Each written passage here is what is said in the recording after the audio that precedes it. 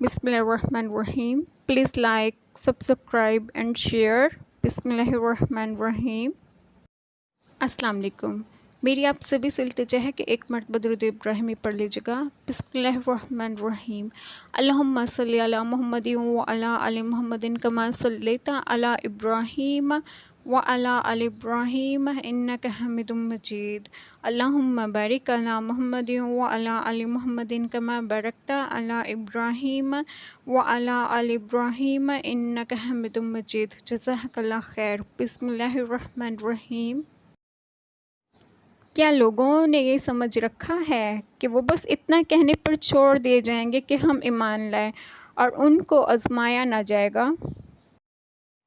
وہ اللہ ہی ہے جو تمہیں بجلی کی چمک دکھلاتا ہے جس سے تمہیں اس کے گرنے کا ڈر بھی لگتا ہے اور بارش کی امید بھی بندھتی ہے، اور وہی پانی سے لدے ہوئے بادل اٹھاتا ہے۔ کوئی شخص بھی اللہ کی مرضی کے بغیر ایمان نہیں لا سکتا، اور جو لوگ عقل سے کام نہیں لیتے اللہ ان پر گندگی ڈال دیتا ہے۔ ان لوگوں کی طرح نہ ہو جاؤ جنہوں نے اللہ کو بھلا دیا تو اللہ نے انہیں اپنی جانوں سے غافل کر دیا۔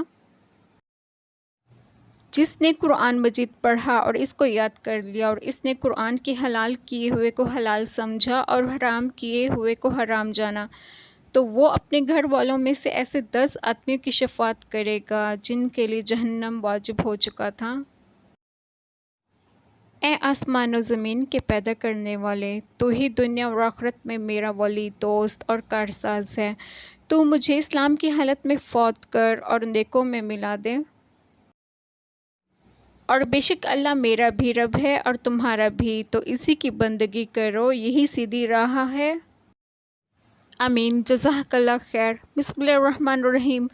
آج جو بات میں آپ لوگوں سے ڈسکس کروں گی وہ ہے اللہ کو مت بھلائیں. دیکھیں دنیا ادھر ہی رہ جائے گی، دنیا کی زندگی دنیا میں رہ جائے گی، مگر جو آخری زندگی ہے وہ ہمیشہ کی زندگی ہے، جبکہ اللہ نے ہمیں واضح ہدایت دی ہے کہ اس کی طرف ہم خود جائیں۔ اللہ نے ہمیں 2 راستے دکھائے ہیں کہ اللہ چاہتے ہیں کہ ہم خود اپنے لیے راہ چنیں، اچھا یا برا یہ انسان پہ ڈیپینڈڈ ہے کہ وہ کیا چاہتا ہے۔ اچھائی کی طرف آئے گا تو اپنے لیے ہی فائدہ ہوگا، برائی کی طرف جائے گا تو خود کے لیے ہی خسارہ۔ لہٰذا جو انسان اللہ کو بھلا بیٹھا ہے ایسے انسان کی دنیا اور آخرت دونوں تباہ ہوگی۔ اللہ تعالی ہم سب کو ہدایت دیں اور ہم پر رحم و کرم کرے اور ہمارے گناہ بخشیں. آمین. جزاک اللہ خیر.